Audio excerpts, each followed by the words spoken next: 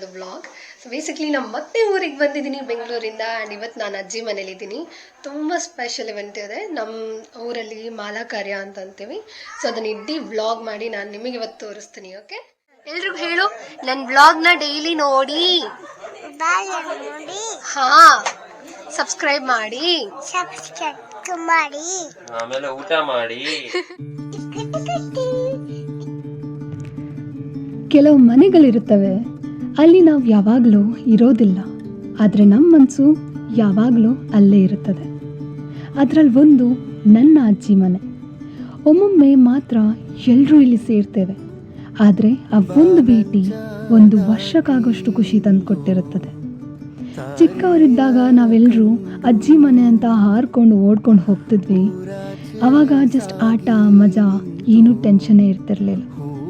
ಅವಾಗ ಇದ್ದಿದ್ದ ಫೀಲಿಂಗೇ ಬೇರೆ. ಆ್ಯಂಡ್ ಇವಾಗ ದೊಡ್ಡವರಾದಮೇಲೆ ಮತ್ತೆ ಅದೇ ಅಜ್ಜಿ ಮನೆಗೆ ಹೋಗೋದಂದರೆ ಆ ತುಂಬ ಸ್ಪೆಷಲ್ ಅನಿಸ್ತದೆ. ಆ ಫೀಲಿಂಗೇ ಬೇರೆ ಅಲ್ವಾ? ಈ ಸಲ ನಾವೆಲ್ಲರೂ ಕುಟುಂಬದವರು ಮತ್ತೆ ಅದೇ ಅಜ್ಜಿ ಮನೇಲಿ ಭೇಟಿಯಾಗಿದ್ದೇವೆ. ಆ್ಯಂಡ್ ಈ ಸಲ ನಾವು ಎಲ್ಲರೂ ಸೇರಿರೋ ರೀಸನ್ನೇ ಮಾಲಾ ಕಾರ್ಯ.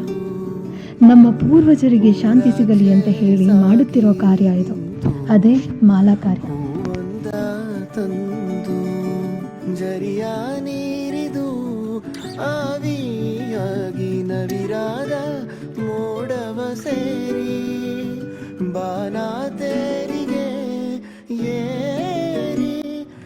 ಮೊದಲಿಗೆ ಮನೆ ಹೊರಗಡೆ ಇರುವ ದೈವದ ಗುಡಿಯಲ್ಲಿ ಪೂಜೆ ಆಗ್ತದೆ ಇಲ್ಲಿ. ಅದಾದಮೇಲೆ ಮನೆ ಒಳಗಡೆ ಪೂಜೆ ಆಗಿ ಆಮೇಲೆ ಪೂರ್ವಜರಿಗೆ ಬಡಿಸ್ತೀವಿ ನಾವು. ಅದಕ್ಕಿಂತ ಮುಂಚೆ ನನ್ನ ಅಪ್ಪ ಮತ್ತು ಮಾವಂದಿರ ಕಡೆ ನೋಡಿದೆ, ಚೆನ್ನಾಗಿ ಕಾಣಿಸ್ತಿತ್ತು ಅಂತ ಹೇಳಿ ಕ್ಯಾಮ್ರಾನ ತಿರ್ಗಿಸೇ ಬಿಟ್ಟೆ. ನೋಡಿ ಏನಂತಾರೆ ನೋಡಿ ನಮ್ಮ ಮಾಮ ಇವಾಗ.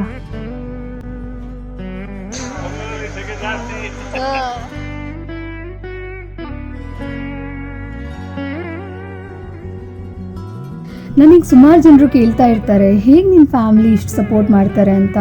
ನಿಜ ಹೇಳಬೇಕಂದ್ರೆ ನನಗೂ ಗೊತ್ತಿಲ್ಲ. ಇಲ್ಲಿ ನನ್ನ ಕಸಿನ್ ಸಮೇತ ನನ್ನ ಕ್ಯಾಮ್ರಾ ಕಡೆ ತಿರುಗಿ ಸಬ್ಸ್ಕ್ರೈಬ್ ಮಾಡಿ ಅಂತ ಕ್ಯೂಟಾಗಿ ಹೇಳ್ತಿರ್ತಾಳೆ. And I feel special. ನಾನು ಯಾವಾಗಲೂ ಕ್ಯಾಮ್ರಾ ತೊಗೊಂಡೋದ್ರೆ ಯಾರಾದರೂ ಒಬ್ಬರು ಏನಾದರೂ ಒಂದು ಕಂಟೆಂಟ್ ಕೊಟ್ಟೇ ಕೊಡ್ತಾರೆ ನನ್ನ ಫ್ಯಾಮಿಲಿಯಲ್ಲಿ, ವಿಚ್ ಇಸ್ ರಿಯಲಿ ಗ್ರೇಟ್.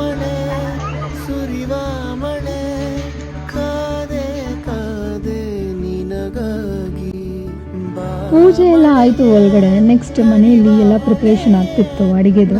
ನಾನು ಹಾಗೆ ಅಜ್ಜಿ ಮನೆದೊಂದು ಚೂರು ಗ್ಲಿಮ್ಸ್ ಕೊಡೋಣ ಅಂತ ಹೇಳಿ ಅಟ್ಟದ ಮೇಲ್ಗಡೆ ಹೋದೆ. ಅಟ್ಟದ ಮೇಲೆ ನೋಡಿದರೆ ಎಷ್ಟು ಚೆನ್ನಾಗಿ ಅನ್ನಿಸ್ತು ಗೊತ್ತಾ. ಹಿಂದೆಲ್ಲ ಇದನ್ನು ಯೂಸ್ ಮಾಡ್ತಿದ್ರು, ಆದರೆ ಈಗ ಎಲ್ಲ ಸಾಮಾನುಗಳನ್ನು ಅಲ್ಲಿ ಇಟ್ಬಿಟ್ಟಿದ್ದಾರೆ. ಆದರೂ ನೋಡಿದರೆ ತುಂಬ ಚಂದ ಅನಿಸುತ್ತೆ ಅಲ್ವಾ? ಇದೇ ನಮ್ಮ ಅಜ್ಜಿ ಮನೆ.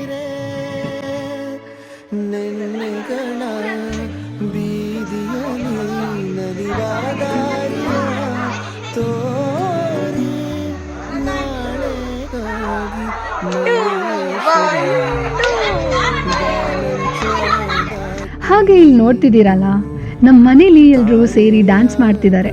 ನೀವು ಅಂದ್ಕೊಂಡಿರ್ಬೋದಲ್ಲ ಯಾಕಪ್ಪ ಮಾಡ್ತಿದ್ದಾರೆ ಅಂತ. ಇದು ಆ್ಯಕ್ಚುಲಿ ನಮ್ಮ ಅಣ್ಣನ ಮದುವೆ ಟೈಮ್ ಕೂಡ. ಅದೇ ನೆಕ್ಸ್ಟ್ ಡೇ ಸಂಗೀತ ಕೂಡ ಇತ್ತು. ಅದಕ್ಕಾಗಿ ಮಾಮಿ, ನಮ್ಮ ಶೋಭಾ ಮಾಮಿ ಎಲ್ಲರೂ ಸೇರಿಸಿ ಡ್ಯಾನ್ಸ್ ಪ್ರಾಕ್ಟೀಸ್ ಮಾಡೋಣ ಬನ್ನಿ ಅಂತ ಹೇಳಿ ಕರ್ಕೊಂಡಿದ್ರು. ನಗ್ನಗ್ತಾ ಪ್ರಾಕ್ಟೀಸ್ ಮಾಡ್ತಾ ಇದ್ರು.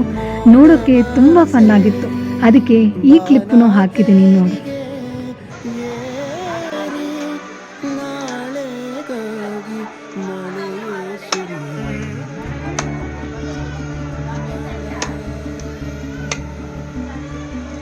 Verbal support. This is my physical support to Anna. In breaking things in crowd.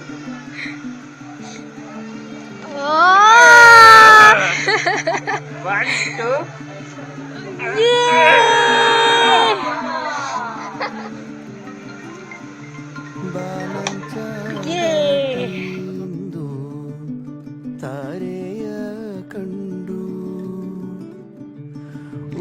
ಆಹಾ, ಏನಂತೀರಾ ಇಲ್ಲಿ.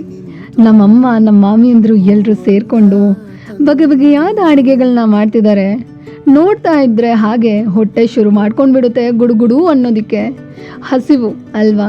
ಆದರೆ ಏನು ಗೊತ್ತಾ, ಸಂಪ್ರದಾಯದ ಪ್ರಕಾರ ಪೂರ್ವಜರಿಗೆ ಬಡಿಸೋದಕ್ಕಿಂತ ಮುಂಚೆ ನಾವು ಯಾರು ಟೇಸ್ಟ್ ಮಾಡೋದಕ್ಕೂ ಇಲ್ಲ. ಹಾಗಾಗಿ ಬರೀ ನೋಡಿಕೊಂಡೇ ಕೂರಬೇಕಾಗುತ್ತೆ. ಆಹಾ, ಏನು ಗೊತ್ತಾ, ಹಲಸಿನ ನಿನ್ನ ದೋಸೆ ಅಂತೆ, ಹಲಸಿನ ನಿನ್ನ ಕಡುಬು ಅಂತೆ, ಇನ್ನು ಎಷ್ಟು ವೆರೈಟಿ ಐಟಮ್ಸ್ ಮಾಡಿದ್ದಾರೆ ಗೊತ್ತಾ. ಊಟ ಅಂದರೆ ಹೀಗಿರಬೇಕು ಅಲ್ವಾ? ಆವಿಯಾಗಿ ನವಿರಾದ ಮೋಡವ ಸೇರಿ ಬಾನ ತೇರಿಗೆ ಏರಿ ನಾಳೆಗಾಗಿ ಮಳೆಯೇ ಪೂರ್ವಜರಿಗೆ ಇಷ್ಟ ಆಗಿರುವಂತಹ ಎಲ್ಲ ಪದಾರ್ಥಗಳನ್ನು ಮಾಡಿ ರೆಡಿ ಮಾಡಿಟ್ಟಿದ್ದಾರೆ. ಇವಾಗೇನಂದ್ರೆ ಕುಟುಂಬದ ಎಲ್ಲ ಸದಸ್ಯರು ಒಬ್ಬೊಬ್ಬರಾಗಿ ಬಂದು ಬಡಿಸ್ತಿದ್ದಾರೆ. ಅದನ್ನು ನೋಡ್ತಿದ್ರೆ ನನಗೆ ವಿಡಿಯೋ ಮಾಡ್ತಿದ್ದಾಗ ತುಂಬ ಖುಷಿ ಆಗ್ತಿತ್ತು. ಇದೇ ನೋಡಿ ಪೂರ್ವಜರಿಗೆ ಬಡಿಸೋದು ಮಾಲಾ ಕಾರ್ಯ ಅಂತ.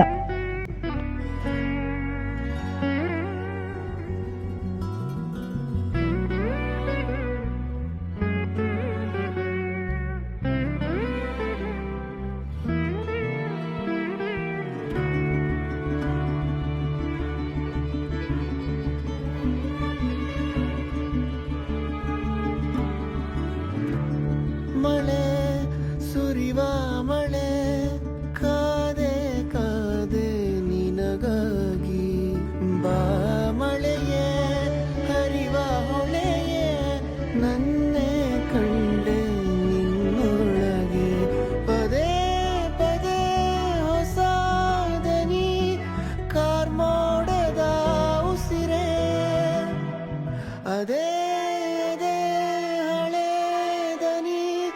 ನೂತನ ನಿಟ್ಟುಸಿರೆ ನೆನ್ನೆಗಳ ಬೀದಿಯಲಿ ನಲಿವ ದಾರಿಯ ತೋರಿ ನಾಳೆಗಾಗಿ ಮಳೆಯೇ ಸುರಿ ಬಾನಂಚ ದಾಟಿಂದು ತಾರೆಯ ಕಂಡು ಊರಾಚೆ ಸಾಗಿ ನಿಂತು ಹೂವೊಂದ ತಂದು ಜರಿಯ ನೀರಿದು ಆವಿಯಾಗಿ ನವಿರಾದ ಮೋಡ ಸ್ವಾಮಿ ಹಿರಿಯಾಗಲೇ ವರ್ಷಾದಿ ಕಾಲಾದಿ ಮಲ್ಪುನಂಚಿತ್ನ ಪರ್ವ ಸೇವೆಲ ಮಧ್ಯಾಹ್ನದ ಗೊತ್ತು ಮಾಲ ಕರಿಯಲ್ಲ ಅಂಚಿನಿ ಇನ್ನಿತ ದಿನಟು ಊರ್ದ ದೇವರನ್ನ ನೆನವರಿಕೆ ಮಲ್ತೊಂದು ಗ್ರಾಮ ದೈವಲೇನ ನೆನವರಿಕೆ ಮಲ್ತೊಂದು ಇಲ್ಲಡು ದೇವರಿಗೆ ದೀಪ ದೀಯೊಂದು ಜಾಗದ ಶಕ್ತಿಲಿಗೆ ಕುಟುಂಬದ ಶಕ್ತಿಲಿಗೆ ಭಟ್ರು ಬತ್ತದ ಪರ್ವ ಸೇವೆ ಕೊರೊಂದು ಮಧ್ಯಾಹ್ನ ಮಲ್ಪುನಂಚಿತ್ನ ಮಾಲ ಕರಿಯ ಕುಟುಂಬದ ಪ್ರತಿ ಸದಸ್ಯರೆಲ್ಲ ಪೊರ್ಲು ರೀತಿದು ಖುಷಿಟ್ಟು ಭಾಗಿಯಾವೊಂದು ಈ ಮಾಲಕರಿಯ ಸೇವೆಯನ್ನು ಅಗೆಲು ಸೇವೆಯನ್ನು ಪಾಡ್ದ ನೆಟ್ಟು ಉವೇ ರೀತಿದ ಕುಂದು ಕೊರತೆ ಇಜ್ಜಂದಿ ಲೆಕ್ಕ ಎನ್ನೆಯೊಂದು ಎಂಗ್ಳು ಪಾಡಿಂಚಿ ಅಗೆಲನ್ನು ಪೊರ್ಲು ರೀತಿದು ಸ್ವೀಕಾರ ಮಲ್ತದು ನಿಕ್ಲೇನ ನಮ್ಮೊಂದು ಬತ್ತಿಂಚಿ ಕುಟುಂಬ ಸಂಸಾರ ಪೋಯ್ನೈಟೆ ಬತ್ತನೈಟೆ ಮಲ್ಪುನ ಕೆಲಸವಾಡು ಉದ್ಯೋಗಗಾವಾಡು ಕೃಷಿಕಾವಾಡು ಕಂಜಿ ಕೈ ಕಂಜಿಲಿಗಾವಾಡು ವ್ಯವಹಾರಗಾವಾಡು ಉವೇ ರೀತಿಯ ದೋಷ ಬರನ ಲೆಕ್ಕ ಕಾಪಾಡುವ ಬಲನ್ನು ಕೇಳೋಣ ಸ್ವಾಮಿ ಹಿರಿಯಾಗಿ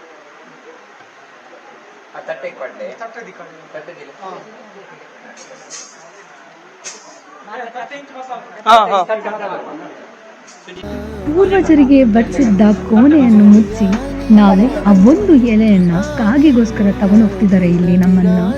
ಅದನ್ನ ಇಟ್ಟು ನಾವೆಲ್ಲರೂ ತಟ್ಟೆನ ತಟ್ಟುತ್ತಾ ಕಾಯ್ತಿರ್ತೀವಿ ಆ ಕಾಗೆ ಬಂದು ತಿನ್ನೋ ಕ್ಷಣಕ್ಕೆ. ಅದು ನಮಗೆ ಒಂದು ಸಂಕೇತ, ನಮ್ಮ ಪೂರ್ವಜರು ಬಂದು ಸ್ವೀಕರಿಸಿದ್ದಾರೆ ನಾವು ಬಡಿಸಿರೋ ಆಹಾರವನ್ನು ಅಂತ. ಅದೇ ನಮಗೆಲ್ರಿಗೂ ಖುಷಿ ಕೊಡುವಂಥ ಕ್ಷಣ. ಆಮೇಲೆ ಬಾಗಿಲು ತೆರೆದಾಗ ಮನಸ್ಸಿನಲ್ಲಿ ಒಂದು ಶಾಂತಿ, ಒಂದು ಸಂತೋಷ.